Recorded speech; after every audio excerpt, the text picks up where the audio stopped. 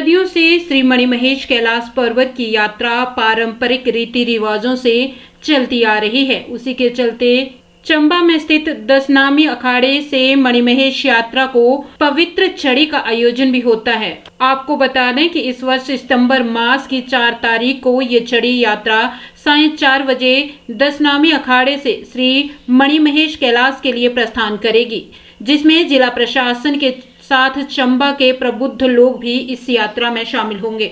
हालांकि राधा अष्टमी के दिन डल झील पर स्नान 11 सितंबर को होना सुनिश्चित हुआ है तथा उसी कार्यक्रम के अनुसार ये पवित्र छड़ी 10 नामी अखाड़े से श्री मणिमहेश कैलाश के लिए प्रस्थान करेगी तथा पौड़ी दर पौड़ी विश्राम करती हुई 10 सितंबर को मणिमहेश डल झील पहुंचेगी तथा अगले दिन सुबह 4 बजे ब्रह्म मुहूर्त पर स्नान करके वापस 10 नामी अखाड़े को मणिमहेश से प्रस्थान करेगी।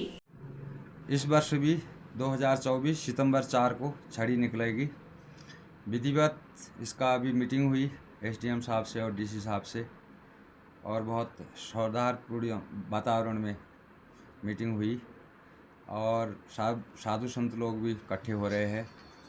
शासन प्रशासन को भी सब डीसी साहब ने सबको यहाँ आमंत्रित किया है और सभी आप लोग पत्रकार बंधु भी यहाँ आमंत्रित है। सबसे पहले तो मैं सब आप पत्रकार बंधुओं का धन्यवाद करता हूँ कि आप लोग अखाड़े में आते हैं और छड़ी का प्रचार प्रसार करते ही है। विधिवत छड़ी निकलेगी 4 तारीख को। उस दिन डीसी साहब भी आएंगे और एसडीएम साहब को भी मैंने बुलाया ही है।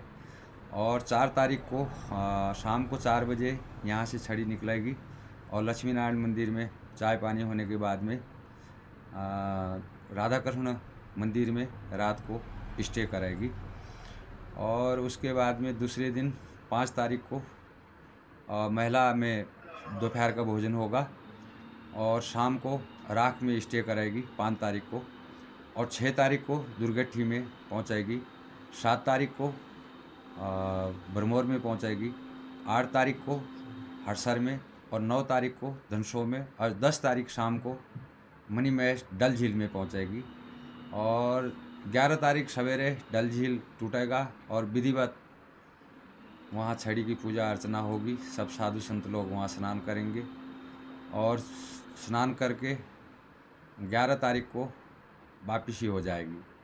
तो छड़ी की परंपरा जैसे कि बहुत सालों से चलती आ रही है, हजारों वर्षों से राजा के समय से वही परंपरा आज भी कायम है। जैसे मणिमहेश में भी एक छड़ी अमरनाथ की जैसी छड़ी निकलती है, सेम टू सेम ऐसे ही।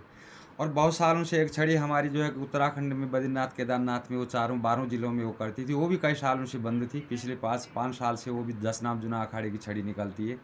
वैसे ही ये छड़ी भी मतलब कि निकलेगी। और 11 तारीख को भरमौर पहुंचने के बाद में 12 तारीख को यहाँ भंडारा होगा। भंडारा होने के बाद में विधिवत सब साधु संतों को दक्षिणा करके उनकी विदाई करके फिर कड़ी पकौड़ी होगी और छड़ी का समापन हो जाएगा और यात्रा का भी समापन हो जाएगा। धन्यवाद। क्या महत्व है ये छड़ी का और क्यों निकाली जाती है छड़ी?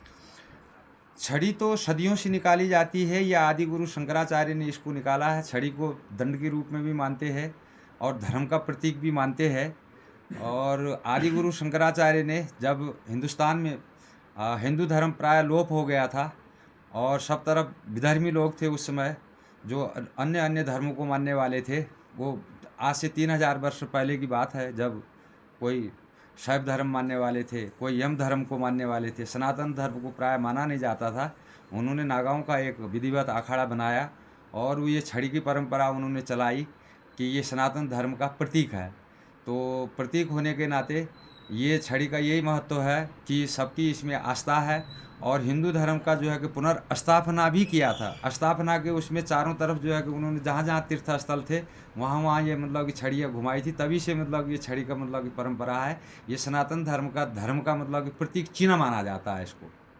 तो उसको शिव और पार्वती के रूप में माना जाता है। मैंने जैसे कि बोला कि 3 जगह हमारी मतलब कि छड़ियाँ चलती है। जैसे अमरनाथ में छड़ी चलती है और ऐसे जो है कि उत्तराखंड में भी छड़ी चलती है। हालांकि वो कई सालों से उसकी परंपरा भंग हो गई थी, फिर से दोबारा से पिछले 5 साल से वो 12 जिलों में घूमती है और हमारी छड़ी जो है यहाँ से यात्रा विधिवत जैसे मैंने बताया कि वो मणि महेश तक जाती है। ये आदिकाल से जो है कि आदि गुरु शंकराचार्य ने चलाई है, सनातन धर्म का ये प्रतीक चिन्ह माना जाता है। प्रशासन का कैसे सहयोग मिलता है?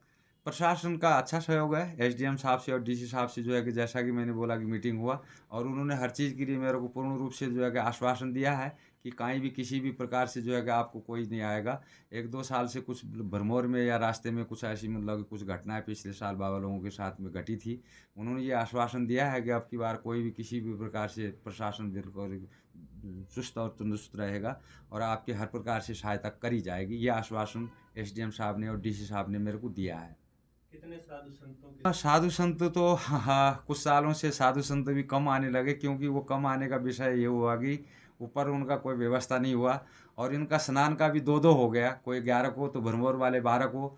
तो बाबा लोग जो है कि वहाँ बीमार पड़ गए बहुत सारे, वो भी एक विषय हुआ। और वो भरमौर में कोई उत्तम नाम का है, उसने जो है कि कुछ पुलिस प्रशासन करके बाबा लोगों को डराने का भी कुछ काम किया, तो तब से साधु संतों का आना भाई थोड़ा सा कम हो गया है।